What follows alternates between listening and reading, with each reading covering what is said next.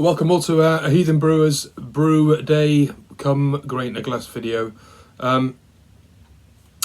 This beer is being showcased today. It is an IPA, an American IPA, and it's a single hop, and the hop is AZACCA. It's done in a bit sort of reverse order. Ideally, you would sort of do the introduction and then you'd show the beer at the end of the day. Well, this is the beer.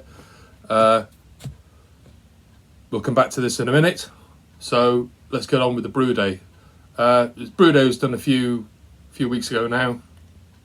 Coming to the end of the beer in the keg. So yeah, let's get on with the brew day. You see what I've done.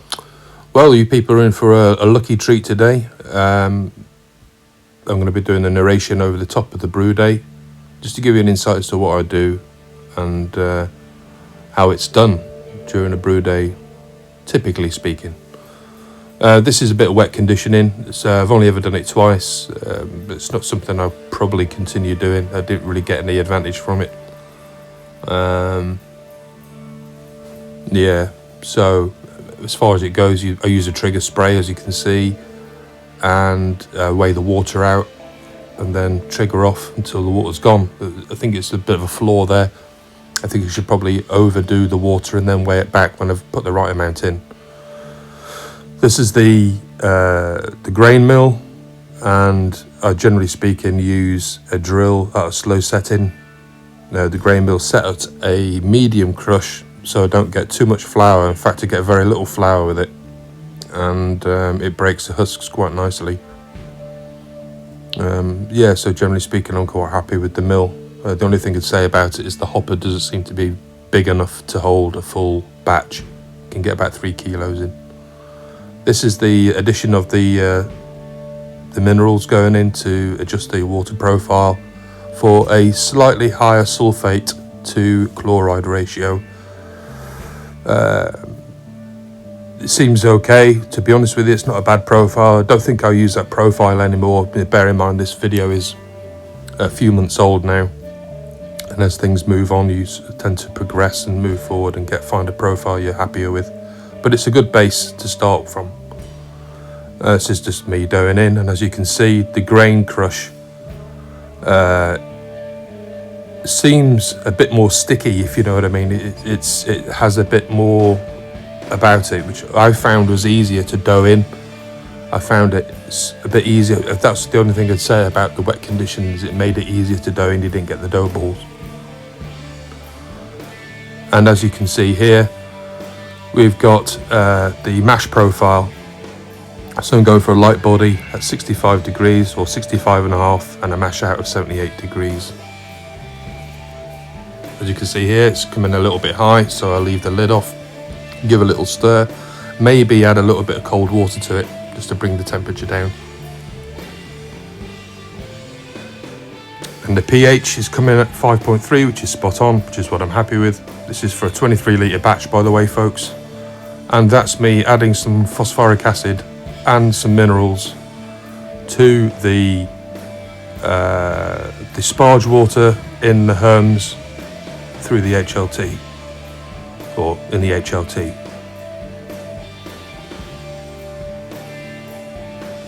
Just getting every last bit out of there, make sure it's all in. Well, that's the mash done at 65.4 for 90 minutes. So we'll adjust the PID to 78 degrees centigrade for the mash out, and I'll give that 20 minutes. It's been on constant recirculation all through the mash, and it will be on constant recirculation all through the mash out, just to get the last bit of extraction really from the grains and make sure that we're getting all the numbers right. I never have an awful lot of trouble with it, and I usually find my extraction rate and my efficiency is really high. Certainly high enough for certainly what I'm expected to get doing it that way. This is the transfer of the mash tun into the kettle. The next picture you'll see is of the setup for the sparge. So I've changed it over so that it's actually drawing the sparge liquor out of the bottom of the tap, goes through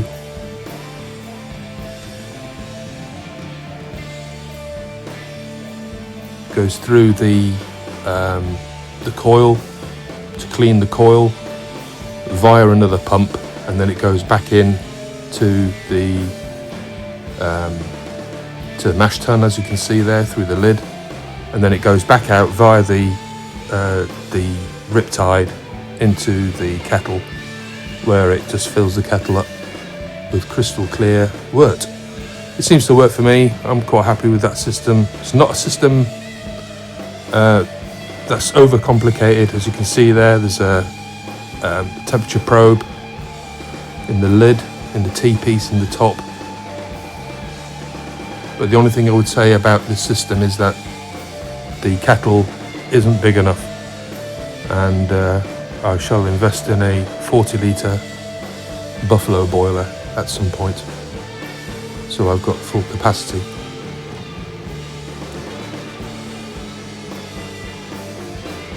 Because it hasn't got the capacity, I generally speaking have to top up halfway through the boil with some of the sparge liquor to get my numbers.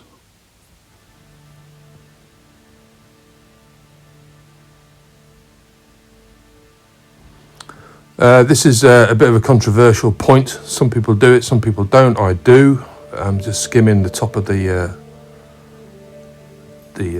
wort there prior to boil. You know, if you've got your own opinion on it, good on you. Something I do. Those people who do it know why they do it, and if you don't want to do it, just don't bother. Simple as that. Yeah, what can I say? It is what it is.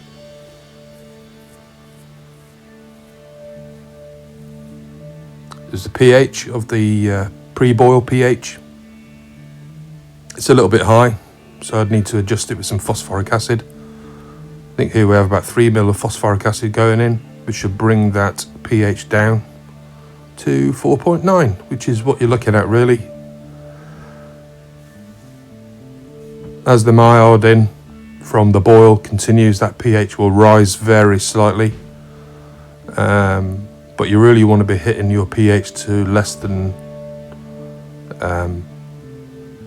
5 in order to get that hop break and that proper sort of hop flavour and hop utilisation. This is a bit of Brutan B going in. Helps with clarification and any oxidation that might be in there. And here we have a Protafloc tablet going in. I use a whole Protafloc tablet. I don't split them or crush them or anything else. I just stick it straight in, give it a little stir, make sure it's breaking up nicely, and yeah, continue down that route. I don't have a lot of problem with it. I don't think anybody else does, to be honest. This is a bit of polyclar going in. We use about 2 grams for a 23-litre batch. Here's a bit of boil footage for you. Just as a side note to this, in order to maintain my batch volume, I tend to add a little bit more of the sparge water as it's boiling. That way you get the correct batch size. This is just a bit of flocculation from the cold break. This is the Whirlpool edition and the only bittering edition, coming in at 53.6 IBUs. And this is in fact the Whirlpool in action. Started off slow to break up the pellets, and then they'll probably quicken it up a little bit whilst I'm running the chiller much later on, probably about 30 minutes. And this is the pH going into the fermenter. It's interesting that it's good for hop utilisation. This is the wort going into the fermenter. Not really an awful lot to see here, but those are statistics in the box. I'm a little bit up, as you can see in my next picture, on the original gravity, coming in at 1060, 1062. And this is US 05, which is my staple or go-to for this style really. I've tried a couple of others, but nothing seems to beat it really. A picture of the fermenter as it's fermenting well, and it's fermenting at 20 degrees, but pitched at 22. That's the final gravity coming in at 1.012, which is good, and that's the temperature I want to start dry hopping at. This is dry hop number 1, coming in at 3 days.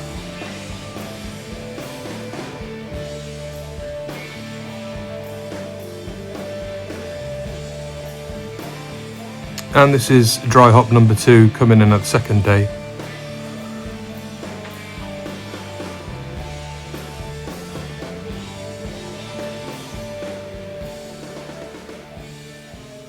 Welcome back, everyone. I hope you found that interesting, maybe even educational. That's my setup, basically, how I run my brew days. That's the equipment I use. I think I've gone through what I use and how I use it, and it's pretty much the same as I do for virtually all brew days. It just depends on what I'm brewing and the strength of the beer I'm brewing as well. So we'll go back to the tasting video of this particular beer. This was born about just out of a few random experiments I was doing with brewing an IPA, an American IPA, and I was really pleased with it. I mean, I'd heard an awful lot about AZACCA as well, and the sort of flavour profiles of it, and about how it lends itself well to hoppy American styles. And so I thought I'd do an IPA with it. This beer, or this hop, would go extremely well, I think, with an American wheat. But I'll come on to that in a minute. So this is the beer. A nice golden colour, as you can see in the glass. The colour hasn't changed. It's pretty much stayed the same as it is, so it's not oxidised. Certainly there's no sort of visual sign of it being particularly oxidised. And so we'll crack into it. I mean, I'm very pleased with it. It's cleared nicely in the keg.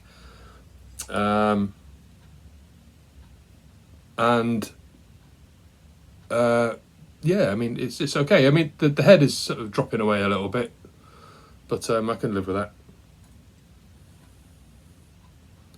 On the aroma, big tropical punch of sort of fruit. You got quite a bit of pineapple in there. There's like a bit of mango in there. As I recall with this, on the video, there was no bittering additions, no boil additions. All the bittering and all the hop bitterness came from the whirlpool. So I sort of anticipated the bitterness would be quite a soft bitterness with a lot of sort of hop character behind it, and that seems to be the case on the aroma, at least. So it's slightly sweet. You can smell a little bit of the malt coming through, a little bit of graininess, sweetness from the hop, sweetness from the malt.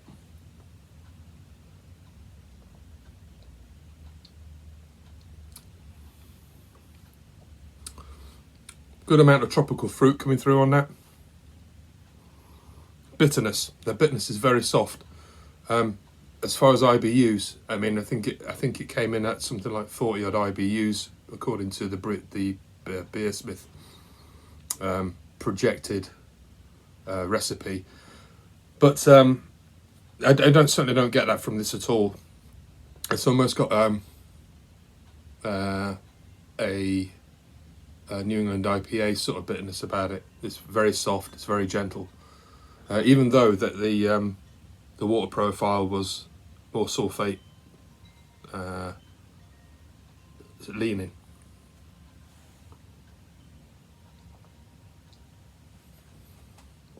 A good level of carbonation, and it's got a nice body as well. It's not too thin.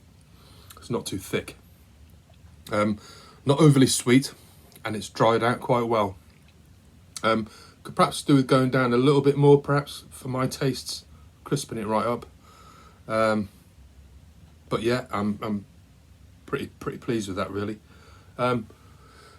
In the earlier days, when it was quite green, it was very. It seemed quite. There was a definite, almost like a hop sweetness from it. It seemed quite.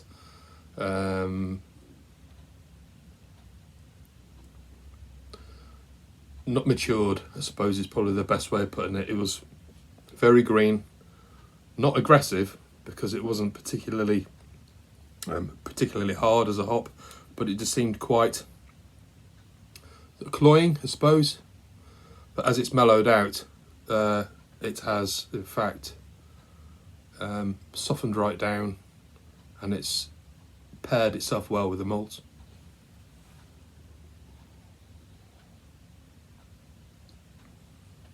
The profile for the hops is very enticing.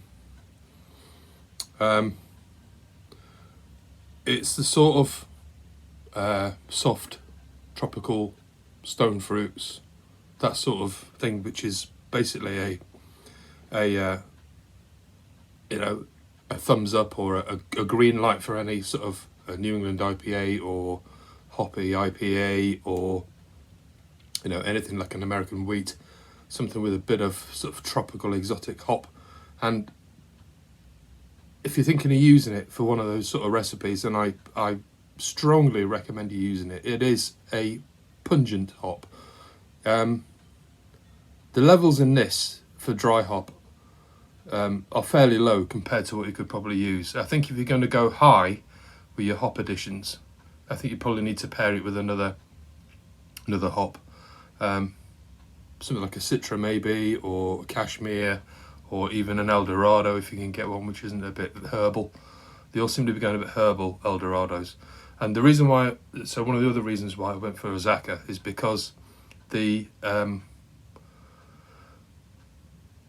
was quite keen on the Eldorado when it came out. When I started using it a little while back, a few years ago, I was really stoked with it. I think it was really quite a nice hop. But in recent years, it seems to have got a little bit herbal. It didn't seem to be that sort of right stone fruit, heavy stone fruit sort of flavour. So going back to this, it goes down very well. It's coming in at 6.2%. You wouldn't think it was 6.2%. It's got a very clean taste. There's no detectable signs of any sort of oxidation. The hops are still bright, although it's probably 6 weeks, but I'm saying 6. It might even be 2 months, might even be 8 weeks in the keg. Coming to the end of it now, and it's still a bright beer, still a very nice, sessionable, very summery beer to drink actually. So I'm really stoked with this. I'm going to put the recipe up during the video, obviously, or you've probably seen it now, stupidly. But the recipe's up there. If you fancy giving it a go, I certainly recommend you using AZACCA. AZACCA for, pair it up with other hops to make a nice New England IPA. Or just use it as a single hop for a wheat beer, an American wheat, or just go balls out and go single hopped, 60-minute maybe even. That would probably get you a bit more bitterness. Go for a 60-minute IPA, I would, and see what you can get from it. See what you make of it. I mean, I really rated it very highly. So all I can say is, thank you very much for watching the video. Give AZACCA a go. And thanks again for watching.